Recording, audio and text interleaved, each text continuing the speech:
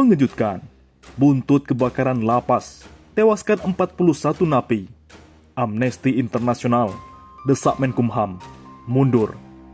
Di lain sisi, media asing cium kejanggalan angka kematian akibat COVID-19 di Indonesia, versi data rezim Jokowi. Sebulan lalu, Jokowi ingin generasi muda jadi petani. Sekarang, petani mengeluh ke Jokowi, malah ditangkap. Pada Agustus, Jokowi ingin generasi muda jadi petani. Jokowi menginginkan dan mensejahterakan untuk menarik minat anak muda. Petani harus menjadi profesi menjanjikan, profesi yang mensejahterakan, dan kita harus membuat generasi muda lebih berminat menjadi petani, kata Jokowi pada pembukaan acara pengukuhan Duta Petani Milenial Kementerian Pertanian, Jumat 6 Agustus 2021. Tapi pada September, petani ini mengeluh soal pertanian ke Jokowi. Bukannya direspon, malah ditangkap polisi. Seorang pria di Blitar ditangkap polisi karena membentangkan poster dengan tulisan, "Pak Jokowi, bantu peternak beli jagung dengan harga wajar." Kejadian itu saat kunjungan Presiden Jokowi ke Blitar saat menuju makam Bung Karno, Selasa 7 September 2021. Di lain sisi, buntut kebakaran lapas, tewaskan 41 napi. Amnesty International, desak Menkumham, mundur. Kebakaran yang melanda lapas kelas 1 Tangerang, Banten, menjadi duka bagi keluarga para tahanan yang tewas dalam insiden tersebut. Sedikitnya ada 41 narapidana yang meninggal dunia dan puluhan lainnya mengalami luka ringan hingga berat. Atas kejadian tragis tersebut, Direktur Eksekutif Amnesty International Indonesia, Usman Hamid, mendesak Menteri Hukum dan HAM, Yasona Lauri, mundur dari jabatannya. Yasona dianggap tidak mampu mengatasi permasalahan overload di lapas, hingga akhirnya terjadi peristiwa kebakaran yang menelan banyak korban jiwa. Sudah selayaknya Menkumham dan Dirjen Lapas mundur dari jabatan mereka. Ini masalah serius, hak asasi manusia banyak orang, terutama mereka yang menjadi korban dan yang kini masih berada dalam penjara yang sesak, tegas Usman kepada kantor berita politik Ermol Rabu 8 September. Dewan Pakar Peradi RBA ini juga meminta agar pemerintah melakukan langkah strategis untuk menangani masalah penuhnya tahanan di sejumlah lapas di seluruh Indonesia. Caranya dengan mengubah orientasi politik dalam hal kebijakan menangani kejahatan ringan, termasuk yang terkait penggunaan narkotika. Pemerintah dapat membebaskan mereka yang seharusnya tidak pernah ditahan, termasuk tahanan hati nurani dan orang-orang yang ditahan atas dasar pasal-pasal karet dalam Undang-Undang ITE, paparnya. Usman juga menegaskan, pelanggaran ringan seperti menyampaikan aspirasi di media sosial yang dianggap melanggar hukum pidana tidak perlu langsung dilakukan pemenjaraan agar sejumlah rumah tahanan tidak penuh. Penahanan dan pemenjaraan orang hanya karena mengekspresikan pendapatnya secara damai tidak dapat dibenarkan dalam situasi apapun.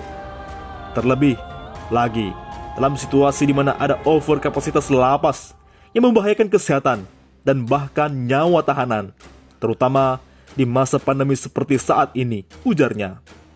Pemerintah harus bertanggung jawab dan segera mengusut apa sebab kebakaran tersebut dan memastikan semua hak keluarga korban terpenuhi. Demikian Usman Hamid.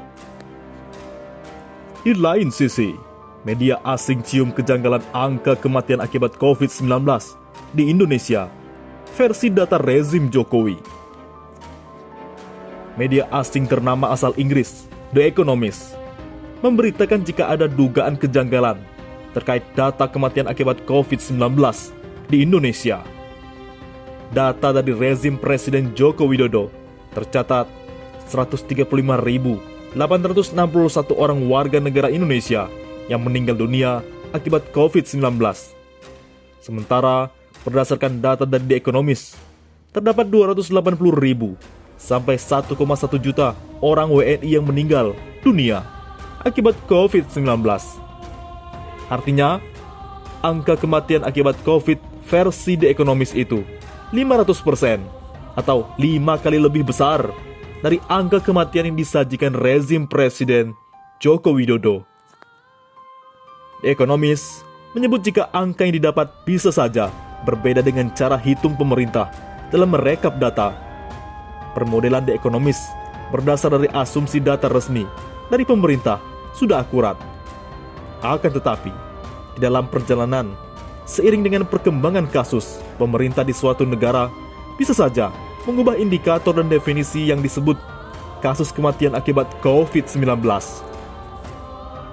Jadi, jika terjadi perubahan tersebut, The Economist menjelaskan, bisa saja perhitungan model menjadi tidak reliable. Faktor lain, negara yang melaporkan angka kematian secara rutin dan lebih akurat adalah mereka berpendapatan tinggi dan menengah.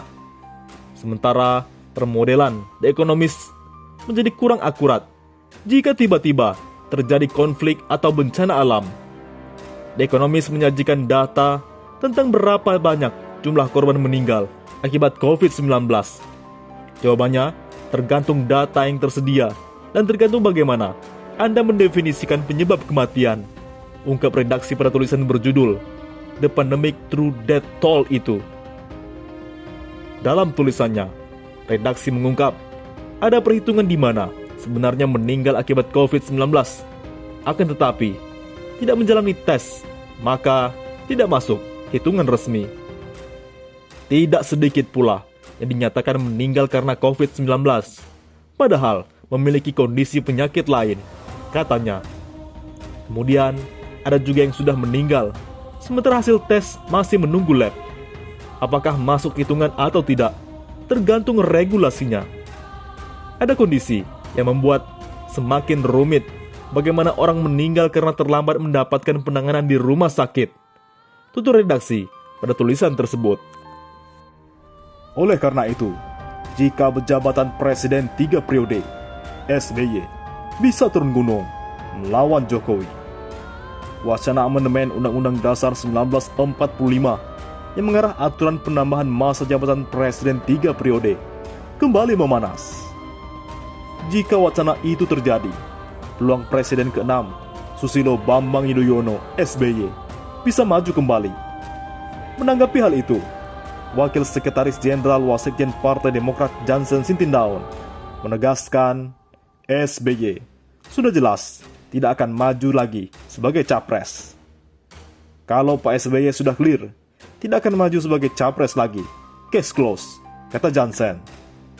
Seperti diketahui, SBY bisa maju lagi sebagai calon presiden jika periode masa jabatan presiden jadi ditambah menjadi 3 periode. Hal ini mengingatkan, SBY menjabat sebagai presiden baru 2 periode, yakni periode 2004 sampai 2009 dan 2009 sampai tahun 2014. Janssen Sintindaun mengatakan, selama SBY menjabat presiden dan Partai Demokrat mampu menjaga nilai-nilai demokrasi seperti pembatasan masa jabatan presiden tetap hanya 2 periode. Ketika Undang-Undang Dasar kita amandemen 4 kali, yang pertama kali yang amandemen adalah soal 2 periode ini tadi, ujarnya. Dan memang, dalam sejarah ketatanegaraan di dunia ini, ya, semakin lama orang berkuasa, itu semakin sewenang-wenang, sambungnya. Janssen Sintindaun juga menegaskan tidak ada urgensi mengamandemen Undang-Undang Dasar 1945 saat ini.